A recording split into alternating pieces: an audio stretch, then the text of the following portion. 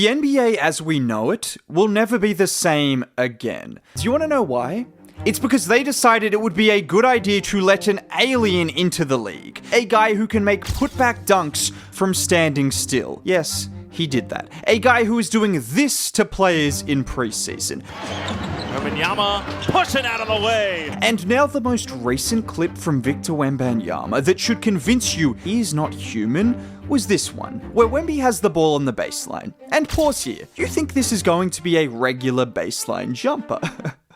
You would be very mistaken. Watch him pump fake Jackson, and he just turned that into a layup. He just turned a 20-foot baseline jumper into a layup. Jokic, Giannis, Shea, this might be the last year. And to know what people are about to say, it's just preseason, we don't care about a couple of freakish plays. Okay, that's fine. Well, if you don't care about just a couple of freakish plays, you should probably care about the fact that Victor Wembanyama finished preseason averaging 17, 8, and 5 a game. Or in other words, 27, 14, and 10 a game per 36 minutes. And actually, it's not the freakish plays that should concern you the most, because Wemby has been doing things that we have never seen since he entered the NBA. What is most concerning is everything he worked on during the offseason, we are starting to see it. When we saw this picture, my first thought, and I'm sure yours was, oh, shit. But the second thought was how many players who have actually worked out with Hakeem started to improve their post game. Well, I already showed you the step through, which I don't even think it's a post move, but it's footwork. Just look at him here against Obi Toppin. He faces him up, pump fakes Obi, he spins, then the little shimmy to freeze him again, and at that point, once Wemby creates the angle, he can turn anything into a layup, as we've already seen. Or how about a more simple play where Wemby flashes to the free throw line, seals Jackson, spins off him, and just uses his length. No wasted dribbles, no wasted movement, quick, sharp, and using his advantages, which might not be his actual strength like a Nikola Jokic, but it's certainly his length. It's similar again on this play where he gets the ball against Isaiah Jackson and he waits. Once the double team isn't there, he spins, up fakes, and then finishes with his length. And this is the single scariest part about what we have seen from Wemby so far this offseason.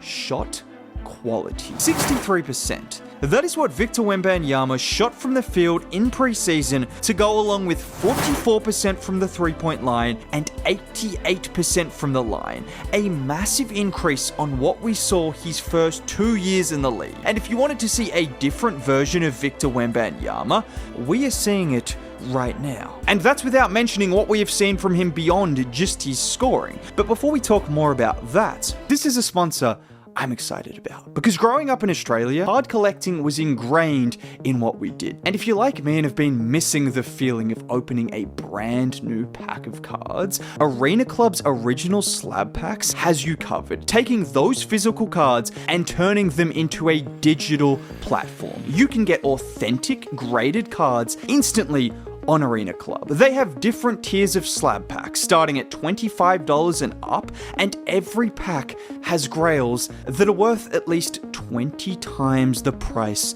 of the pack. And that's what's great about Arena Club. Transparency, showing you every card that's in the pack and the likelihood of pulling those cards. And I think I should just show you what it's about, because honestly, I've been waiting to open this pack since I got told I was doing this. All of a sudden, I'm kind of nervous, but here we are. And there you go, a Kobe White Immaculate Edition. I am not exactly sure, but as you can go through Arena Club, I can then see the value of this card. And it is estimated at a value of around $300, which, considering I paid $250 for this pack, I could accept that offer, I could hold and decide later, depending on if I think Kobe White is going to have a good season, which I think he might.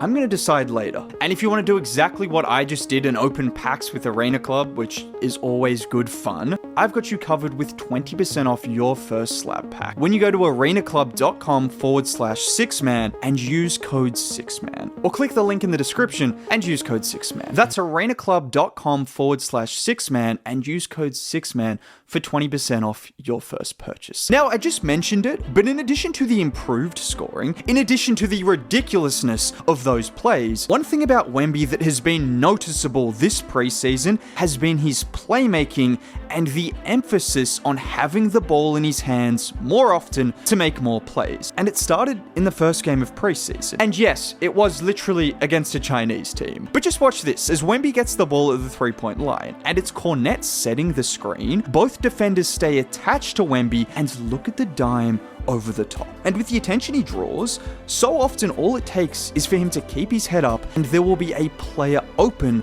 because of the focus being solely on Vic. Like on this play, where he crosses up Harkes and with all the defense focused on Vic, he finds Champagny wide open in the corner for a three. And this has been a part of his game that I personally think has been underrated since he was a rookie, and he's only gotten better. And this preseason, it seems like there's been even more of an emphasis on him getting better. And of course, because it's Wemby, there's also a fire quote to go along with it. I'd rather pass than take the three. I turn down a shot I can make with my eyes closed, but that was to get one of my teammates a shot he can make in his sleep.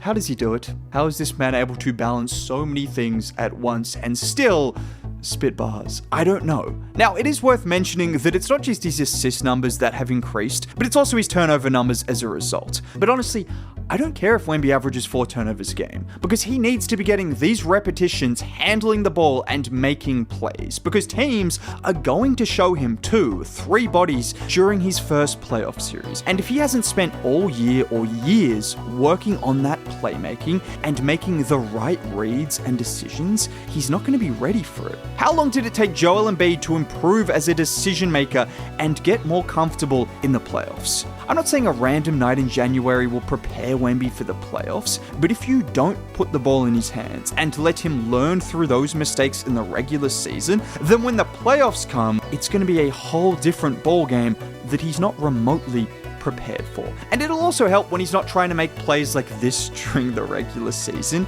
And when you do look at Wemby's turnovers from preseason, most of them have either been careless passes that you hope he will have less of during the regular season, or a few turnovers from handling the ball in positions he just doesn't have to. And if he can eliminate just those turnovers alone, the numbers are just going to look significantly better than they have in preseason. Now, what I always love to see from Wemby and the Spurs is when the guards set screens for him. Look at this play where Keldon gives it up to him at the three-point line. He then comes to set a screen for Wemby, and because of that shooting threat, he fakes out Walker before drawing Toppin and finding Keldon for the easy 2. Or here as Castle brings the ball up the floor, hands it off to Vic, sets the screen, and watch Porzingis step up, and with Horford trying to get around that screen, it's an absolute dime from Vic for the slam. And the reason this is such a great play for Wemby and the Spurs is his shooting ability. This is why it works. Because of his threat as a jump shooter, teams are forced to step up and try to trap him. You also have to consider these bigs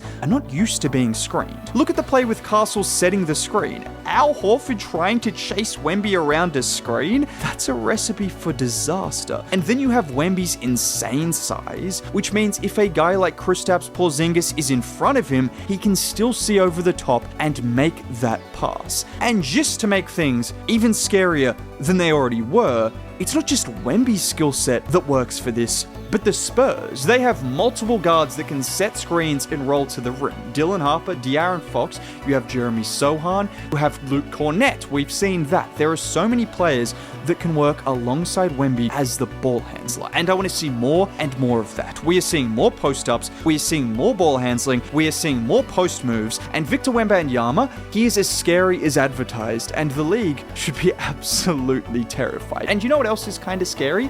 Dylan Harper is really, really good. I made a video on him. If you want to see more content on the Spurs or the NBA in general, subscribe to the channel. Dropping a like would be cool. Have a great day.